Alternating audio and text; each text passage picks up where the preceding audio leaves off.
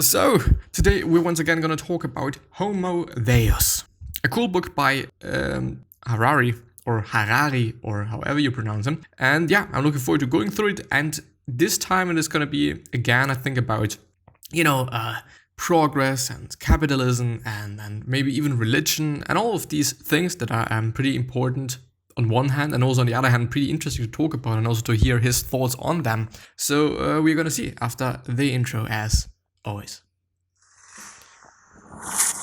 Right. And I actually have to... there it is. There it is. There it is. Thank you.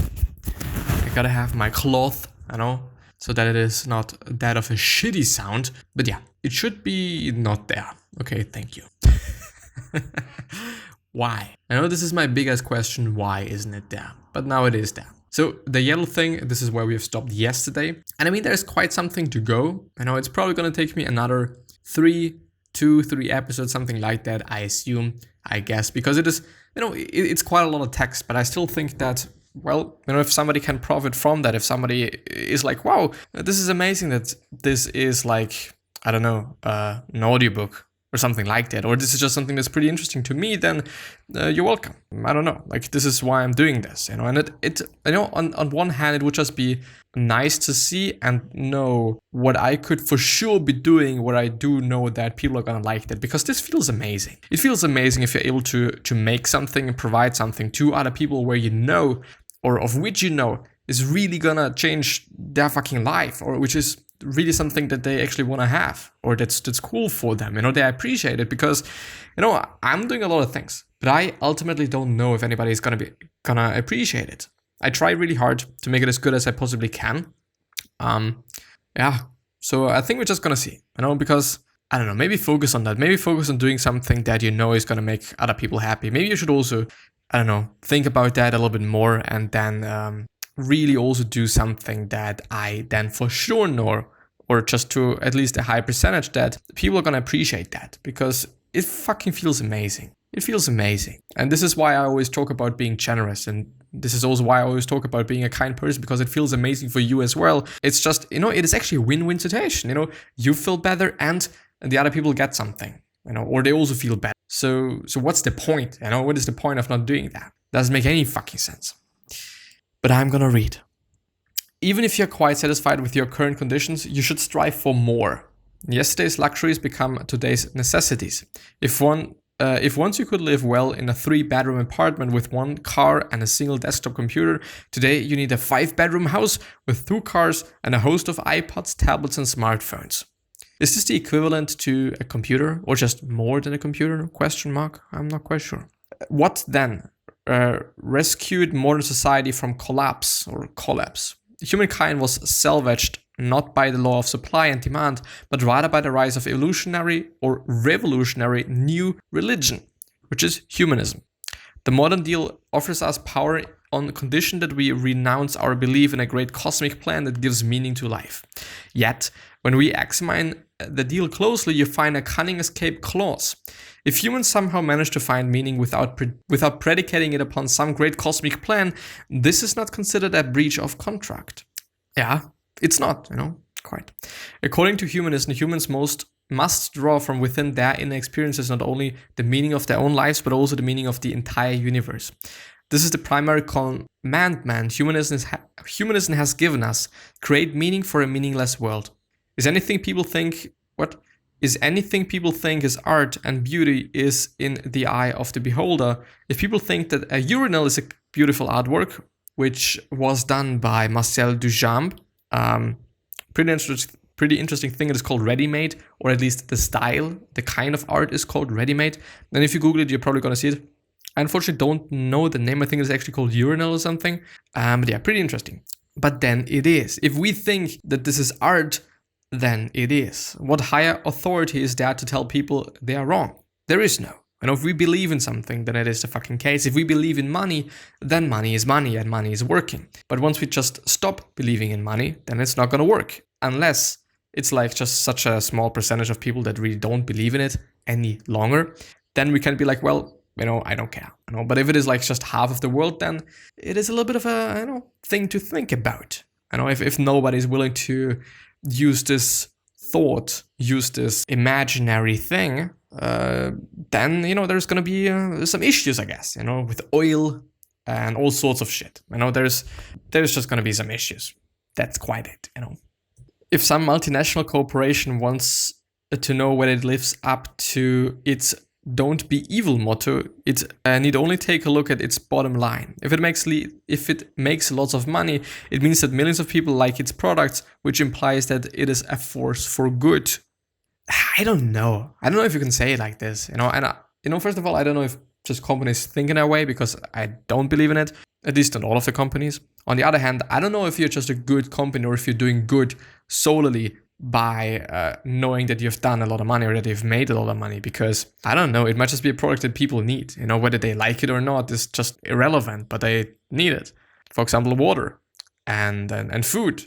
Like of course I'm gonna buy the good food, maybe. Like I don't know, that doesn't necessarily have to be the case. Also because maybe I'm not buying the good food because the other one is cheaper. So I'm gonna take the other one because I'm not having such a lot of money, and therefore this is a good product for me. It just gives me something. On the whole other side, as I'm thinking about it, which is something that's pretty interesting because I've now thought about it before.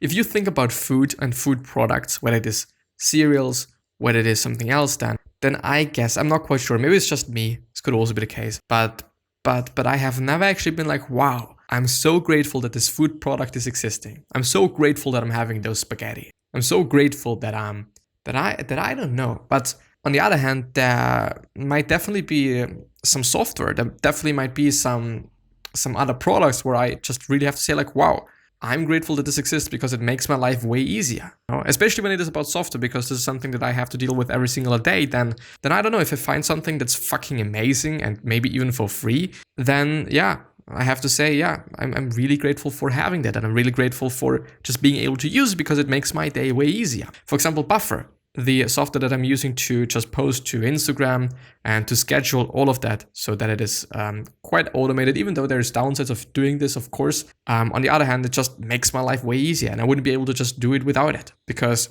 I don't know, I can't post at 12 a.m. every single day. Can't do that, but now I can do it. It's an amazing thing, but as I said, if I think about some food products, then it is really not something that I seem to be grateful for. Like, I don't know, maybe food is food. Maybe it's like, okay, it is there anyway, and maybe just because this is nothing that's really innovative or innovative in terms of like, well, the sausage is there, it's made, but I don't know, new software, this is just programmed by people and stuff, so I don't know. Would be interesting what you think about that. But I have a funny feeling about this, which I've actually indeed never ever been, first of all, talking about, and also never just been thinking about. Heaven and hell too cease to be real places somewhere above the clouds and below the volcanoes, and were instead interpreted as internal mental states. You experience hell every time you ignite the fires of anger and hatred within your heart, and you enjoy heaven bliss every time you forgive your enemies, repent your own misdeeds, and share your wealth with the poor. Yeah, I don't know. In medieval Europe, the chief formula to knowledge was, knowledge is scriptures times logic. If people wanted to know the answer to an important question, they would read scriptures and use their logic to understand the exact meaning of the text. Which I don't know.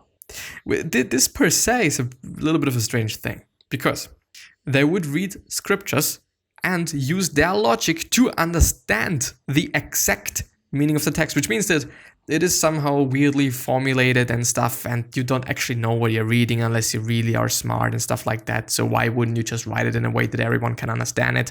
Yeah, I know. This is like art to some degree, but yeah. Maybe I'm also just understanding this incorrectly, but it's just something that I had to think about, that just, my mind was like, well, this is interesting. Well, this is strange even. Yes.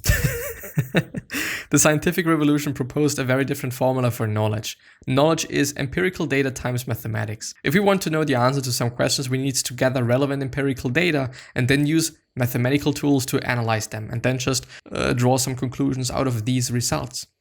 No amount of data and no mathematical wizardy can prove, or wizardy, whatever, can prove that it is wrong to murder. Yet, human societies cannot survive without such value judgments. As humans gain confidence in themselves, a new formula for acquiring ethical knowledge appeared.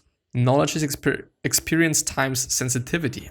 If we wish to know the answer to any ethical question, we need to connect our inner experiences and observe them with the utmost sensitivity. In practice, this means that we seek knowledge by spending years collecting experiences and sharpening our sensitivity so we can understand these experiences correctly. All humanist sects believe that human experience is the supreme source of authority and meaning, yet they interpret human experience in different ways. Humanism split into three main branches, which we are then gonna talk about, I guess, that he's gonna point them out, those three branches. But I don't know, like, for quite ethical knowledge, I don't know, it's probably, I mean, having something to do with empathy, doesn't it? So yes, indeed, I don't know, have a look at how you're perceiving things, have a look at how other people are perceiving things, and then deal with that, I guess. So yeah. The more liberty individuals enjoy, the more beautiful, rich, and meaningful. The more beautiful, rich, and meaningful is the world. Due to this emphasis on liberty, the orthodox branch of humanism is known as liberal humanism or simply as liberalism. During the 19th and 20th centuries, as humanism gained increasing social credibility and political power, it sprouted two very different offshoots. Socialist humanism, which encompassed a plethora of socialist and communist movements, and evolutionary humanism, whose most famous advocates were the Nazis. Yeah. Liberals will tend to say that the experiences of the musicology professor, of the young driver, and of the Congolese hunter were all equally valuable and all should be equally cherished.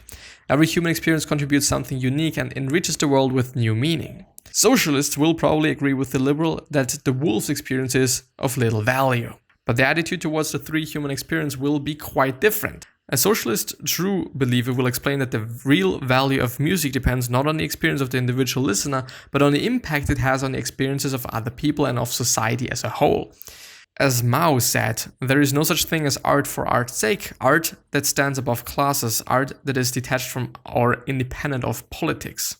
There is no such thing as art for art's sake. I mean, art has no purpose. So yeah, you know, of course people are gonna argue, what about it looking beautiful? Like, yeah, but you know, as far as I know, art should not have purpose, or is not having purpose. You know, but I mean, like, just, I don't know. Who am I to judge what art is, and who is somebody else to judge what art is and what is not? So I don't know. I think it just, I don't know, it comes up to whatever. Money. Don't know.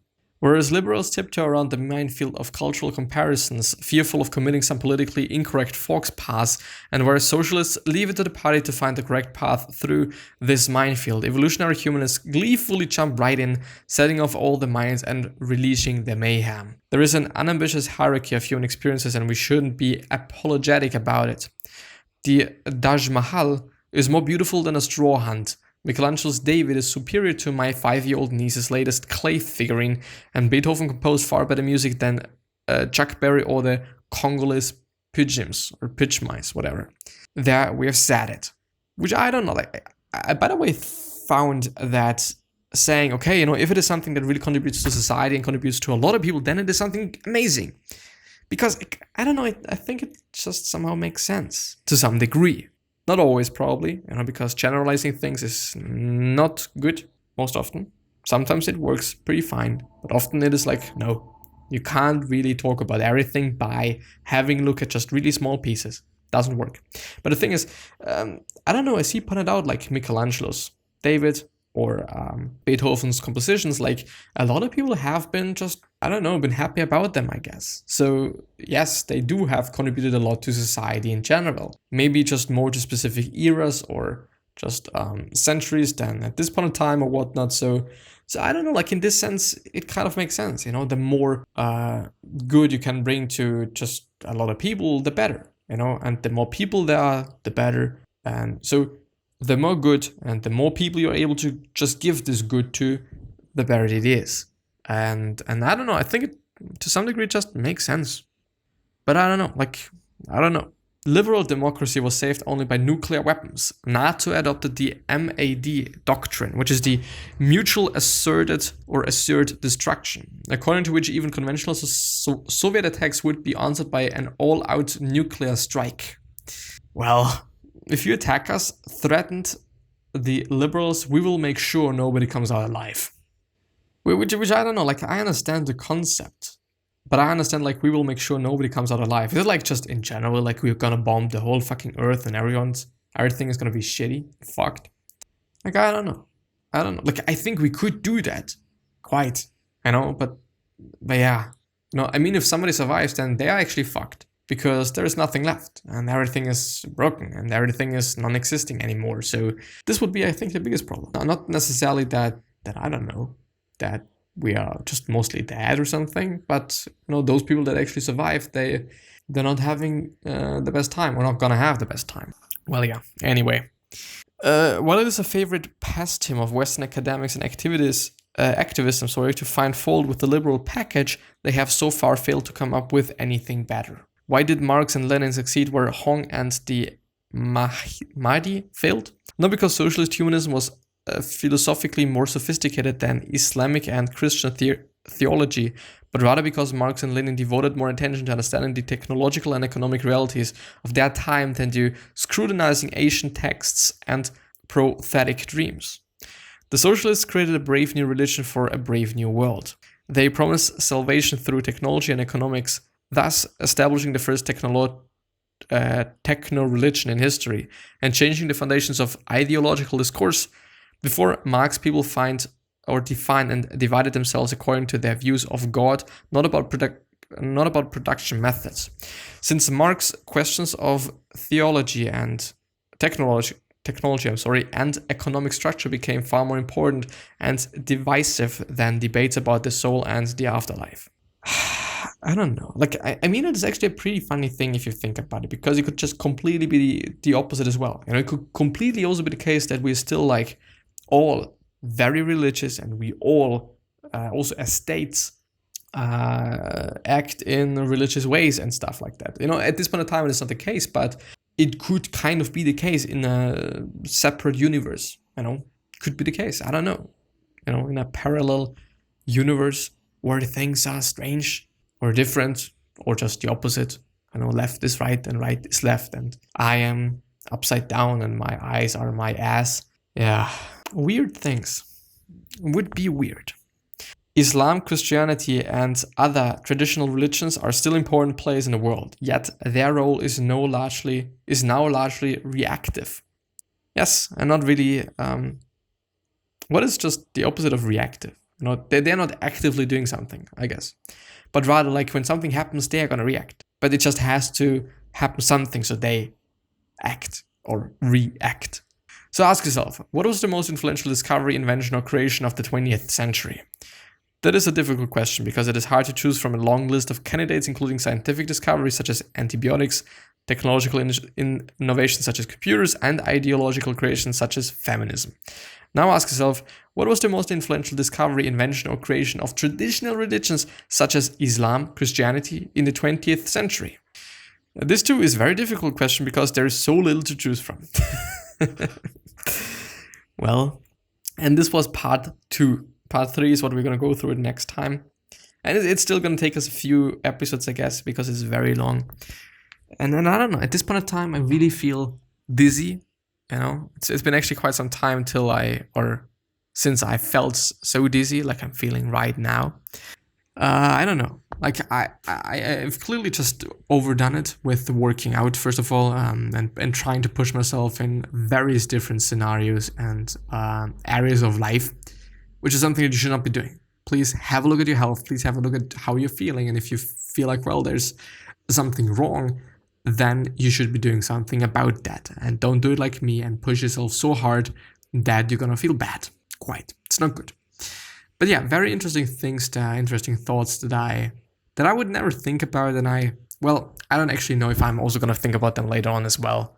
Yeah, it is kind of difficult for me to understand a lot of these things because I'm not really into different political, I guess, just branches and just stuff like that. And I don't know, like not necessarily something that I really keep an eye on quite. But yeah, anyway, I think I'm gonna end the episode there. So let's have a look if it. Of course, it is not working. Anyway, the question of today is: what could you do? What could you make? What could you change? What could you create? What could you say that you know is really gonna make somebody's day and really is gonna make somebody's life better? What could you make? Yeah. Something else is yeah. I wish you best health, of happiness, and also success, and also hope that you're going to remind someone you're going to be remembered, which basically means your legacy. Basically means just being a nice person and then being remembered as a nice person, which is a good thing and always going to be a good thing. Thank